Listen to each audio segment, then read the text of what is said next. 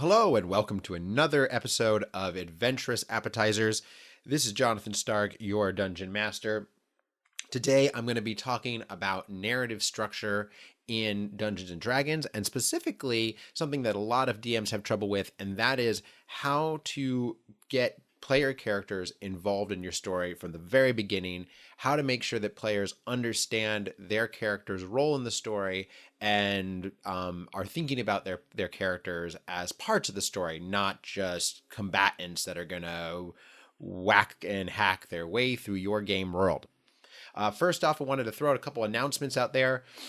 We are part of the larger group of Alignment May Vary, which is a series of podcasts focused on different things. We are about to launch another podcast that is The Bestiary. The first episode will launch on April 30th, and that will be on Twitch, live on Twitch. And then we will put up the podcast about a week after that. So The Bestiary is, every episode is a different monster from the 5th edition Monster Manual. Me and my co-hosts will go in depth discussing the monster's history, abilities, and ecology. And then at the end, we will have a role-played battle with the featured beast to show off its abilities and how to use it in a game. The first episode on April 30th will be for owlbears. So looking forward to that. Hope you'll join us or at least listen to the podcast afterwards. Also, we're working on a big project, Alignment May Vary's main campaign, which we're going to do in the style of a radio play. It's basically a game we've been playing for 3 years, and we want to go back and retell that whole story in a new format for everyone who wasn't at our table, which is literally everyone in the world except for the four of us. So with that out of the way, I'd like to get started with today's episode. So today we're talking about story in Dungeons and Dragons, and I'm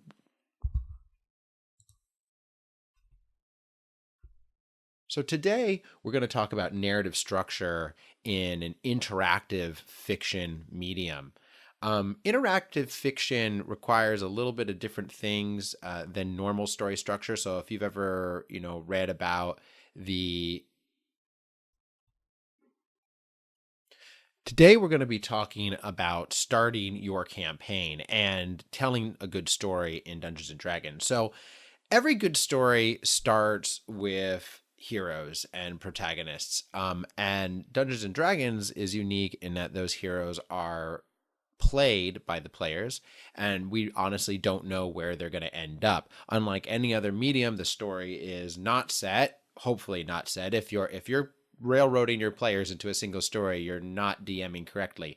But the story is not set. You have a basic idea of where the players will go, but you don't really know what they're going to achieve, what they're going to accomplish, or how they're going to change.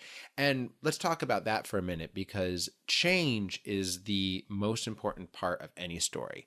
That's what makes a story emotionally satisfying or not, is seeing how a character starts in one place, learns something, faces obstacles, and then becomes a different person at the end of the story. Or doesn't become a different person, and that's usually called a tragedy, where they fail to change, and in failing to change, it creates a terrible situation. So a lot of Dungeons and Dragons games, I think, end up feeling not so emotionally satisfying, and that's because there isn't usually a clear change. You're playing basically a board game where the players have created, fighter, cleric, barbarian, paladin, and they're facing off against your various obstacles and rolling dice, and all of that's great. But at the end of the story, you might have a lot of good road trip moments where you're talking about, oh yeah, that time that I jumped on a dragon and punched out its eye, or that time that I dove into the mouth of a purple worm and cut it open from the inside out, or that time where the whole tower was collapsing and we just barely rolled out of there while it all crumbled to dust behind us, and the wizard let out a mighty no as it fell apart. All of those moments are great road trip moments, but at the end of the day, you don't necessarily have a good story. And This really starts with a problem in Dungeons and Dragons, just inherent to the medium, which is it is missing the first key step in any story structure. So, story structure basically it's a study that talks about how a story is put together, and basically you have these beats, these story beats, which you have to hit in order to create an emotionally satisfying product. The first, I should back up actually. A lot of people argue about what, a good story structure format is. There's lots of different methods out there. There's the Dan Harmon story circle. There's the hero's journey is probably the most famous one. I have been developing one for video games called the Interactive Quest. There are some key similarities though, and today's conversation does focus on one that across the board is considered important, and that is the beginning, the status quo, the tutorial world, the place of comfort. Basically, at the beginning of any story, you are introduced to your characters, and you have to understand a few key things about them to make the story work, to put them in a position where, okay, I know what's driving this person, I know why what they're doing is important to them, and I'm with them when they achieve their goals. That feels important to me because I'm empathizing with them and I understand what they are feeling. So the status quo, we can talk about it in terms of some key things that it gets to. So to understand why this is important, I think we should use a couple examples from film and video games. And there's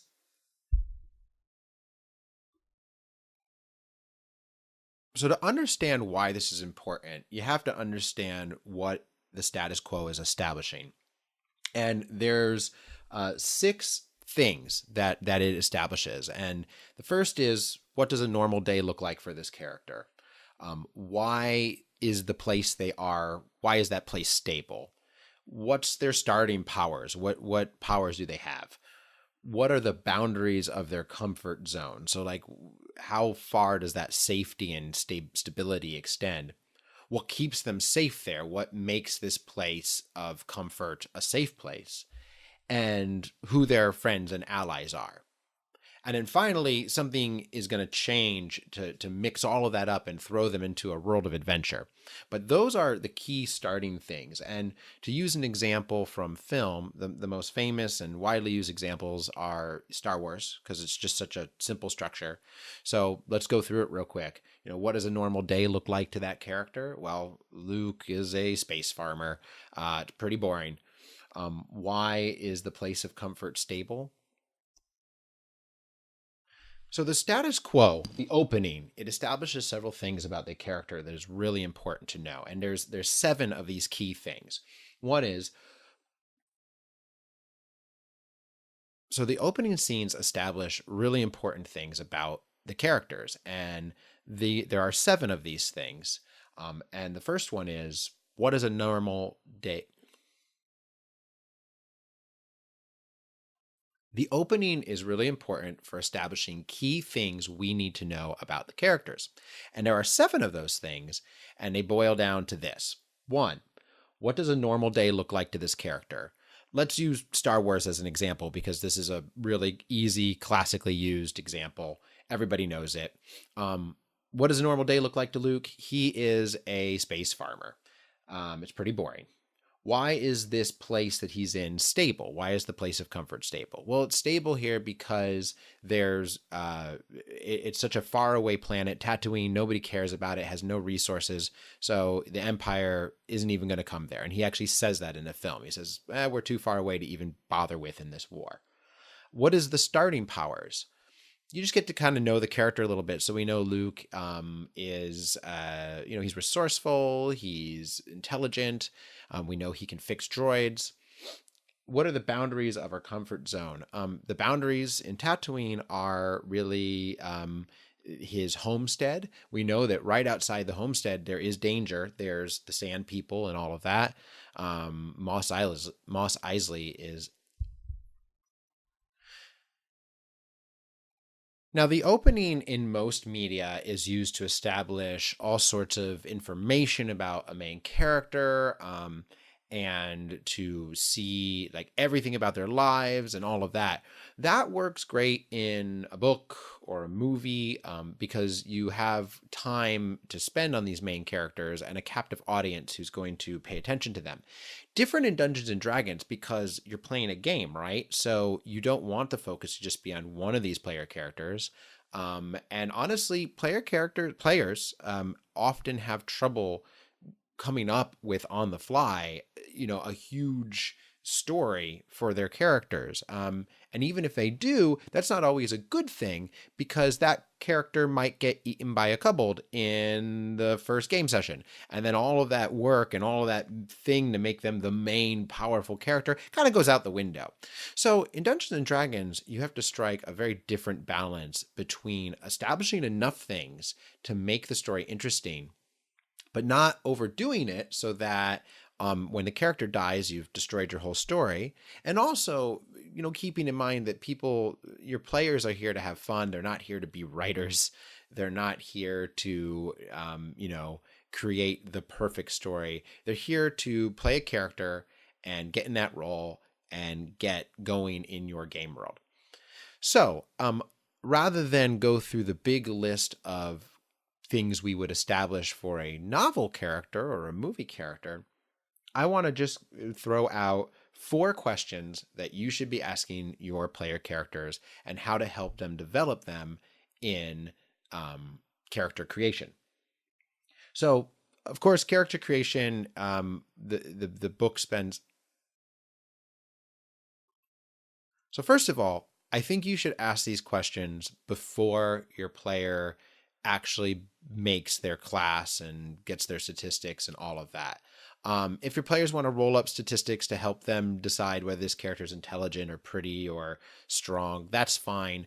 But I wouldn't go deep into the nitty gritty of, what path they're going to choose in the barbarian class or who, what weapon they're going to specialize in until they've answered these 4 questions. And before I talk about those, I also want to mention briefly, Dungeons and Dragons does try to encourage this kind of thinking in that it includes inspiration, it includes. And before we get too started on those questions, I want to point out that Dungeons and Dragons 5 does make an effort to get people thinking about their characters outside of the box. It has this nice system of backgrounds where you pick a background and that tells you a little bit more about your character. You've got traits, ideals, bonds, and flaws, all these things that you can write down on your paper, and then players are supposed to look at and play to that. As much as I like all that, I'm going to advise you to throw it out the window. I mean, if your player wants to build a trait and an ideal and a bond and a flaw, that's great.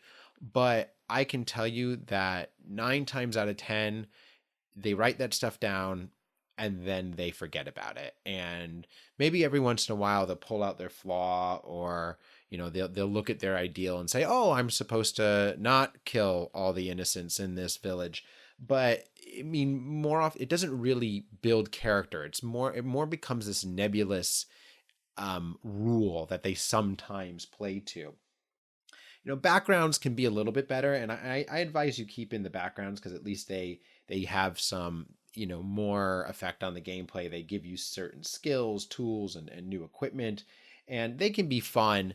I wouldn't limit players to the ones in the book. Let them come up with their own. But again, the questions that I'm going to ask now go beyond all of that and really dig into what's going to make this character work in the story. So let's get started. First of all, the first question you should ask your players is, hey, for this character, what was normal? What did normal look like? Are they raised on a farm? Do they travel as a mercenary? Are they a student? Maybe they're a sailor. This can kind of get into their background stuff. They were part of a criminal organization. They were an acolyte. They were a monk. What is normal for this character? The second question is, what happened? What happened to bring them to where they are now? Um, and I mean, were they forced out of their monastery? Did their farm burn down? Were they hired on just another job as a mercenary? Is this part of their training? What's brought them here? The third thing is, and this is really important, is the character seeking to return to normal, or do they want to change in their life? Are they trying to get back to their farm and rebuild it? Do they want to become the greatest wizard at their school? Or are they tired of being a monk and they want to change? Are they tired of being a mercenary and they want to do one big job and then settle down? Um, and this kind of leads into the fourth question, which is, what is their win condition? This one is really key because a lot of player characters in Dungeons and Dragons are kind of left open ended. They're going to go on this adventure and then meh, I don't know. I think every player character should have a win condition, something where when they've achieved that, they can go home. Or if they want to keep, adventuring after that, that's fine. They have to come up with maybe another, something else that they want to pursue. But really, they should all start with this win condition. I'm going to get enough money to retire. I'm going to find my kidnapped wife. I'm going to revenge my murdered son. I'm going to rebuild my farm. These win conditions are extremely motivating for a player. If they can just look down at their piece of paper and see, oh, that's my win condition, they can always know what they're headed for. And it's great if that condition changes throughout the game, but starting off with a knowledge of it is really, really key. So that's it. 4 questions. The point of this is to get your characters as quickly as possible thinking about the story of their players and of their characters and what's going to motivate them. And this is again why I like it better than the ideal, the flaw, the bond system, because those take a while to come up with and put down on paper, and then you kind of start playing with them and you have to remember them all the time. It's a lot to look at. This is just 4 really easy questions, and I think anybody can answer these, whether they're a first-time gamer, a long-time gamer, whether they're a meta gamer, or they don't want to really think outside of the stats. These are 4 things anyone can handle. So again, those questions are: what was normal? What happened to change their situation? Is this character seeking to return to normal, or are they wanting to make a more permanent change? And what is their win condition? So to illustrate this, just for fun, I'm going to go through and I'm going to roll up a character using Xanathar's guide, their random character backgrounds and all that. And we're just going to do it real fast. I've tried to figure out, hey, what are these characters' motivations?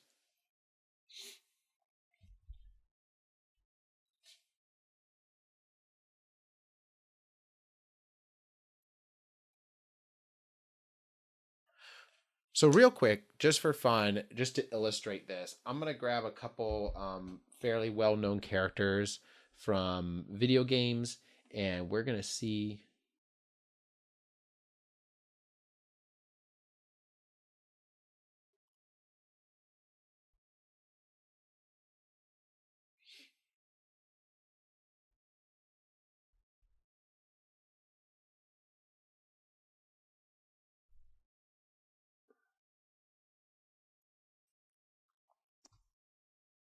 Okay, so just for fun and to illustrate how easy this is, I'm going to roll up a character from Xanathar's guide.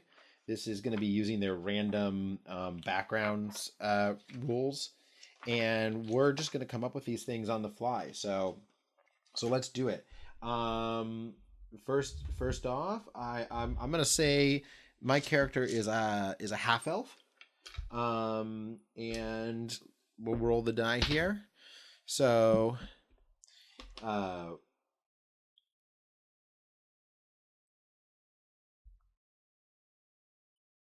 Okay, so just to illustrate this, I rolled up three characters off of Xanathar's guide. I just used random statistics to come up with who these characters were, their backgrounds, and sitting here right now, I'm going to go through them and answer these four questions just to show you how easy this is and how much more interesting it makes a character.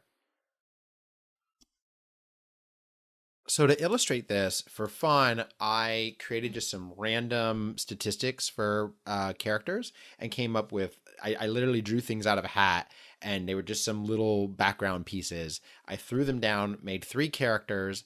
I'm going to go through them now and answer these four questions and show you, one, how easy it is, and two, how much more interesting it makes those characters. And I have not pre-done this. So what you're getting right now is me literally doing it live. So if you hear me go or ah, I am. It is part of the live experience. But again, I want to illustrate just how easy this is. So I didn't want to pre-do this. So the three characters are a human thief whose parents are still alive and he's city born. That's all I know. The second character is a sailor. It's an elf and a female, and she has a love interest. The third character is a female half orc monk, and they are despised. So let's go through the list. For the human thief, all right, what was normal? I think normal for this human thief is his parents are still alive, he's city born. Let's say that normal for him is he's actually from a wealthy family that lives in the city. That's normal. What happened? What happened to make a change in his life? I think that he witnessed a robbery. His parents were robbed, and he saw like the whole stir it made amongst nobility, and he actually became disgusted because the robbery was of nothing of consequence, and he suddenly realized just the disparity between his wealth and the poverty in the city. And so is this character seeking to return to normal or to make a change? Well, this character is seeking to make a change. I think after they saw this whole event, they took on a persona of a thief, and they spend their nights wandering the city, committing crimes, and nobody knows that it's really this wealthy kid doing it. And it would, of course, bring huge disgrace to his family. He'd probably at least be outcast, if not more seriously punished. But that's part of the thrill for him. And what is this character's win condition? I think he's trying. There's a family heirloom that is only rumored about, and this character wants to pull off the biggest heist, the biggest heist ever, maybe of this heirloom, or maybe that's too specific to his story to make it work for the dungeon master. Maybe this character wants to pull off the greatest heist of all time, or maybe even better, maybe he was caught. Let's say that. Let's say this character was caught, and now he has to flee the city because he didn't expect his parents to actually ask for him to be beheaded. There we go. So we have a human thief who normal used to be. He was a wealthy kid, but he was also a masked thief at night. He was caught, and his parents demanded his death. So he has fled the city, and he's seeking to now become the greatest marauder of all time and leave his past life behind him. Maybe he even wants to give the money to the poor, kind of become a Robin Hood figure. All right, so that's one down. Number two, there's a sailor. An elf has a love interest. So what was normal for this elf? This elf lived in the forest, a sylvan forest, and fell in love with a human who came through that forest. That's actually number two. What happened to them? They met a human. They fell in love with them, and then the human went back to sea. They were a sailor. And so is this character seeking to return to normal or to make a change? This character is seeking a return to normal. Her heart forced her to leave her forest and her people and hunt down this love because she believes it is her one true love. and her win condition is sailing across the seas and finding this man. Now, whether that ends in tragedy or in true love, or whether the person she was hunting was actually a villain who has put a compulsion spell on her, that's all up to the DM. But you can see how this presents a lot of solid hooks. And this sailor elf is gonna be consistently looking for information on her long lost love. All right. The last one is a monk, a half orc, female, and she is despised. So I picture this when they say what was normal, because I see this piece of her that she was despised. I think she is not a official monk. I think she is the monster of the monastery. She was born, she was abandoned on the doorsteps of this monastery and raised by the monks in secret, because she was a half orc. And so she has learned the trade of the monk just by watching. And they have rooms for her, hidden rooms that are underneath the floors and behind hidden walls. And so she spends her time there actually listening to the trainings and teaching herself the ways of monkhood. What happened? I think that some villains arrived at the monastery, and they were searching for something from the master of the monastery. He refused to give it to them, and they burned the monastery down. And now everything that this character has known is gone, and she's forced out into the world, the monster of the monastery. I think maybe even in that attack, she burst forth from the burning wreckage and like slew some of these villains before the others fled. Is this character seeking to return to normal or to make a change? I think this character, her normal is forever gone. And so I think she's looking to find normal again. But I also think she's out for revenge, and that's going to be her win condition. She wants to hunt down the men who burned down the monastery, and she wants to get her revenge on them once and for all. I think a secondary win condition for her, though, would be to find acceptance. And the battle for one might supersede the search for the other. For instance, if she finds acceptance in a place, she might be inspired to drop her quest for revenge. Or otherwise, she might find acceptance, and then her quest for revenge forces her to leave that place of comfort and continue on her journey to avenge her fallen masters. Okay, so that was really simple. I mean, you can see we did that in about 5 or 7 minutes. And rather than have just some stats on a page and say, I'm playing a human thief who has a criminal background, we now have a full fleshed out character there in a very quick time. And they're not so epic stories that, like, if they were to die in, the third session, it would be like we wouldn't be able to come up with something interesting to replace them. It just gets you thinking about, when I'm playing, for instance, that elf, I'm going to always be looking for news for her lover. Maybe my motivation for joining a campaign, a DM could throw a hook in there where there's a clue that her lover has actually kind of gone before her and she's following in his footsteps now. Lots of interesting ways to pull all of this together. So that is today's episode. And I hope that you grab something from it that you can use in your own games as a DM or as a player. Again, just think of these 4 questions, and the point here is that they really just are giving you a story and motivation and goals, so that when you're playing your character or when you're running your game, you can easily tie the experience into a story experience and make it more than just a rolling of dice and a hack and slash. All right. Well, with that, I'll say goodbye, and may you savor your critical successes, learn from your critical failures, and above all, keep on rolling.